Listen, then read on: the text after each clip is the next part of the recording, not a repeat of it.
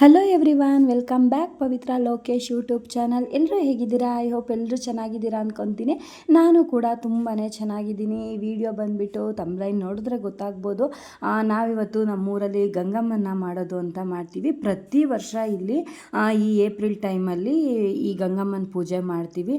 ಅಂದರೆ ಊರವರೆಲ್ಲ ಸೇರಿ ಮಾಡೋ ಅಂಥದ್ದು. ಆ್ಯಕ್ಚುಲಿ ಕಾಲಕ್ಕೆ ತಕ್ಕಾಗೆ ಮಳೆ ಎಲ್ಲ ಬರಲಿ, ಮಳೆ ಚೆನ್ನಾಗಾಗಲಿ ಅಂತ ಪ್ರತಿ ವರ್ಷ ಇದನ್ನು ಇಲ್ಲಿ ಮಾಡ್ತೀವಿ. ಸೊ ನಾನು ಎಲ್ಲೋ ಈಗ ಮದುವೆ ಆದಮೇಲಂತೂ ಎಲ್ಲೋ ಒಂದೆರಡು ಮೂರು ಟೈಮ್ ಅಷ್ಟೇ ಸಿಕ್ಕಿರೋದು.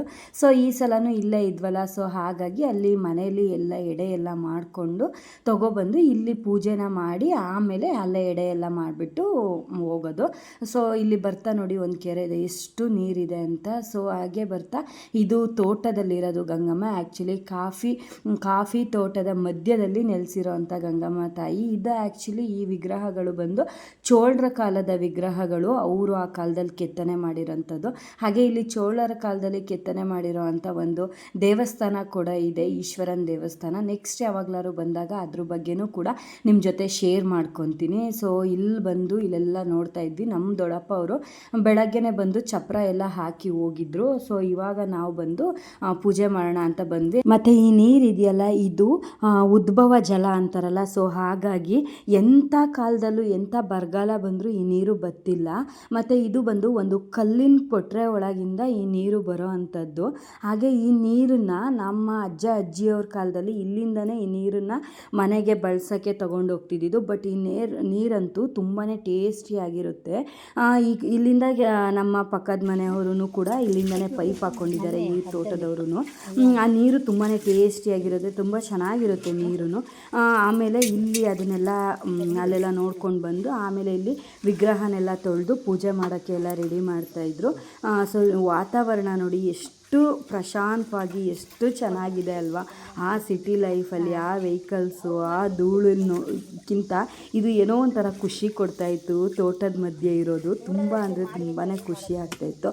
ಸೊ ಆ ನೇಚರ್ನೆಲ್ಲ ನೋಡಿಕೊಂಡು ಎಂಜಾಯ್ ಮಾಡಿಕೊಂಡು, ಹಾಗೆ ಇಲ್ಲಿ ನಮ್ಮ ಅತ್ತಿಗೆಯವರು, ನಮ್ಮ ಆಂಟಿ, ನಮ್ಮ ದೊಡ್ಡಮ್ಮ ಎಲ್ಲ ಸೇರಿಕೊಂಡು ಪೂಜೆ ಕೂಡ ಮಾಡ್ತಾಯಿದ್ರು. ಹಾಗೆ ನಾವು ನಮ್ಮ ಅಣ್ಣನ ಮಕ್ಕಳು ಎಲ್ಲ ಸೇರಿಕೊಂಡು ಇಲ್ಲಿ ಕಂಕಣ ಕೂಡ ಕಟ್ಕೊತಿದ್ವಿ. ಹಾಗೆ ಇಲ್ಲಿ ಕಂಕಣನೆಲ್ಲ ಕಟ್ಕೊಂಡು ಮುಗಿಸ್ಕೊಂಡು ಇಲ್ಲಿ ಪೂಜೆ ಕೂಡ ಮಾಡ್ತಾಯಿದ್ರು. ಆ್ಯಕ್ಚುಲಿ ಇಲ್ಲಿ ಮಂಗಗಳ ಕಾಟ ಸಿಕ್ಕಾಬಟ್ಟೆ ಇದೆ, ತೋರಿಸ್ತೀನಿ ನೆಕ್ಸ್ಟು.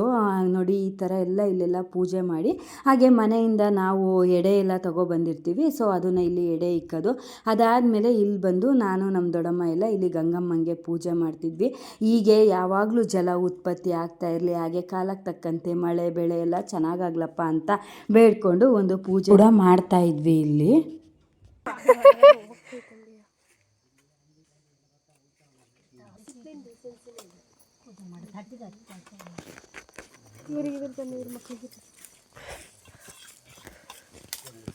ಹಲೋ ಪುಟ್ಟಿ ಆಂಟಿ,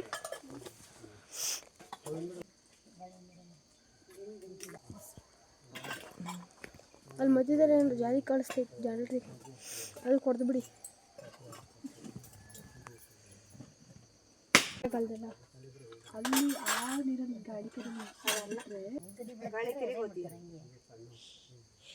ನೀರು ಎಲ್ಲಿಂದ ಬರ್ತೈತೆ? ಸ್ಟಾಪ್ ಆಯ್ತಲ್ಲ, ಸ್ಟಾಪ್ ಆಗಿಲ್ಲ. ಅಜ್ಜಿ ಕಣ್ಣಿಗೆಲ್ಲ ಸುತ್ಕೊಂಡಿಯ ಇರ್ಬೇಕಿಲ್ಲ, ನೋಡಿದ್ರೆ ಬುಳುಕು ಬುಳುಕು ಬುಳುಕು ಅಂತೈತೆ.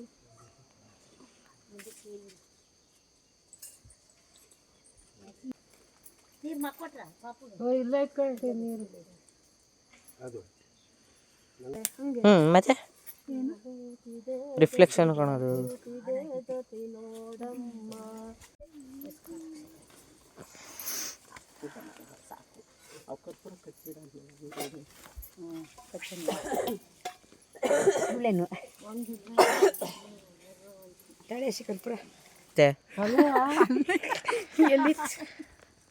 ಅದು ಫೋನಲ್ಲಿ ಕಾಣಿಸ್ತಿಲ್ಲ, ಓಡಾಯ್ತದ. ಏನಿಲ್ಲ ಕಳಿಸ್ತೀನಿ, ಅದು ಬೇರೆ ಸ್ಟಾರ್ಟ್ ಹಚ್ಬಿಡೋದು.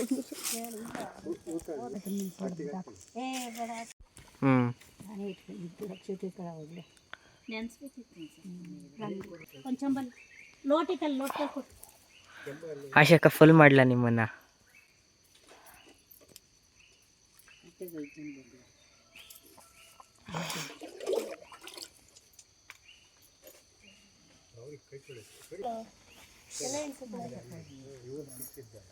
ಅಲ್ಲಿ ನೋಡಿದ್ರೆ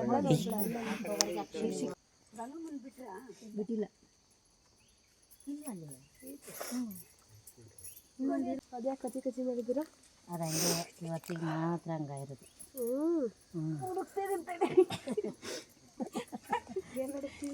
ಇದಕ್ಕೆ ಕರ್ಪೂರ ತಗಲ್ಲ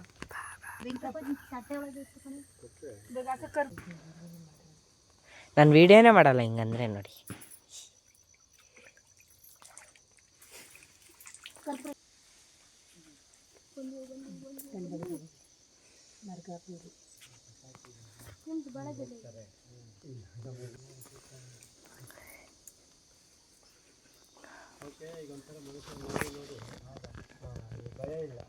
ಇನ್ನು ಎಲ್ಲರೂ ಕೂಡ ಪೂಜೆನೆಲ್ಲ ಮಾಡಿ ಹಾಗೆ ನಾವು ಕೂಡ ಅರಿಶಿನ ಕುಂಕುಮ ಎಲ್ಲ ತೊಗೊಂಡು ಹಾಗೆ ಮಡ್ಲು ದುಂಬ್ಕೊಂಡು ಅದಾದಮೇಲೆ ಗಂಗಮ್ಮಂಗೆ ಒಂದು ಮಡ್ಲು ದುಂಬೋದನ್ನು ಇಟ್ಕೊಂಡಿರ್ತೀವಿ, ಅದನ್ನು ಕೂಡ ಗಂಗಮ್ಮಂಗೆ ಬಿಟ್ಟು ಅದಾದಮೇಲೆ ಇನ್ನು ಈ ಕಡೆ ನೋಡಿ ಯಾವ ಥರ ಪೂಜೆ ಮಾಡಿದ್ದೀವಿ ಅಂತ. ಹಾಗೆ ಯಾವ ಥರ ಪೂಜೆ ಮಾಡಿದ್ದೀವಿ ಹಾಗೆ ದೇವ್ರು ಯಾವ ಥರ ಕಾಣಿಸ್ತಿದೆ ದಯವಿಟ್ಟು ಕಾಮೆಂಟಲ್ಲಿ ತಿಳಿಸಿ. ಸೊ ಇಲ್ಲಿ ಪೂಜೆನೆಲ್ಲ ಮುಗಿಸಿ ಅದಾದಮೇಲೆ ನಾವು ಇಲ್ಲಿ ಎಡೆ ಎಲ್ಲ ಆಗಿರುತ್ತಲ್ಲ, ಒಬ್ಬೊಬ್ಬರು ಒಂದೊಂದು ಎಡೆನ ತೊಗೊಂಡು ಅದಾದಮೇಲೆ ನಾವು ಕೂಡ ಬಾಕ್ಸಲ್ಲೆಲ್ಲ ತೊಗೊಬಂದಿರ್ತೀವಿ. ಇಲ್ಲಿ ಸ್ವಲ್ಪ ಜನ ಊರವರು ಕೂಡ ಬರ್ತಾರೆ, ಪ್ರತಿ ವರ್ಷ ಒಂದೊಂದು ದಿನ ಒಂದೊಂದು ಸಲ ಒಬ್ಬೊಬ್ಬರು ಬರ್ತಿರ್ತಾರೆ. ಸೊ ಹಾಗಾಗಿ ಅವ್ರುಗಳು ಎಲ್ಲ ಬರ್ತಾರೆ ಅಂತ ಹೇಳಿ ಬಾಕ್ಸ್ಗಳಿಗೆ ಎಲ್ಲ ತೊಗೊಬಂದಿರ್ತೀವಿ. ಸೊ ಹಾಗಾಗಿ ನಾವು ಕೂಡ ಎಲ್ಲ ಆದಮೇಲೆ ಅಲ್ಲೇ ಕುತ್ಕೊಂಡು ಎಲ್ಲರೂ ಕೂಡ ಆ ಪ್ರಸಾದನ ಎಲ್ರಿಗೂ ಬಡಿಸಿ ನಾವು ಕೂಡ ಊಟ ಮಾಡ್ತೀವಿ ಇಲ್ಲೇನೆ. ಹಾಗೆ ಇಲ್ಲಿ ಕೂಡ ದೊಡ್ಡಪ್ಪ ಅವರೆಲ್ಲ ಕೂತಿದ್ರು, ಚಿಕ್ಕಪ್ಪ ದೊಡ್ಡಪ್ಪ ಹಾಗೆ ಊರವರು ಎಲ್ಲ ಬಂದು ಕೂತಿದ್ರು. ಅವರಿಗೆ ಈಗ ನಾವು ಊಟನೆಲ್ಲ ಬಡಿಸ್ತಾ ಇದ್ವಿ. ಬೇಡಂತೆ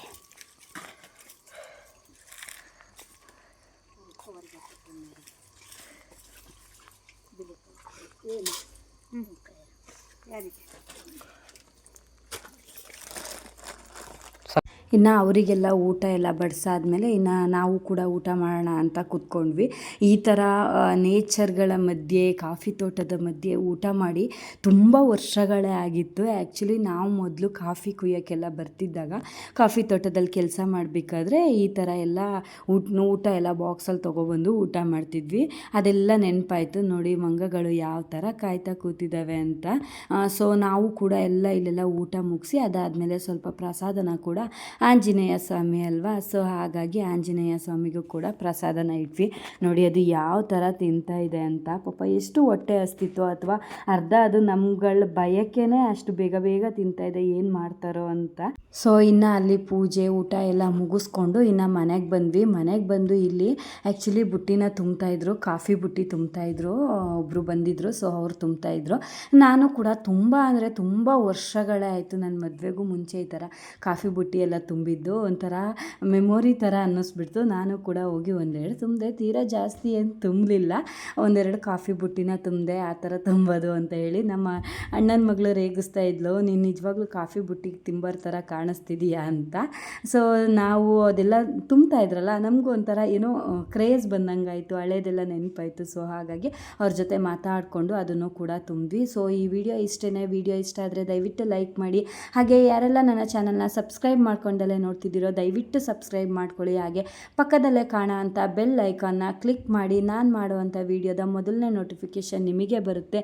ಸೊ ನಾನು ಮುಂದೆ ಮಾಡೋ ಅಂಥ ವೀಡಿಯೋಗಳಿಗೆ ನೀವು ಮೋಟಿವೇಶನ್ ಆಗಬೇಕು. ಸೊ ಹಾಗಾಗಿ ನಾನು ನಿಮ್ಮ ಹತ್ರ ಕೇಳ್ಕೊಳ್ಳೋದಿಷ್ಟೇ, ದಯವಿಟ್ಟು ಒಂದು ಲೈಕ್ ಮಾಡಿ.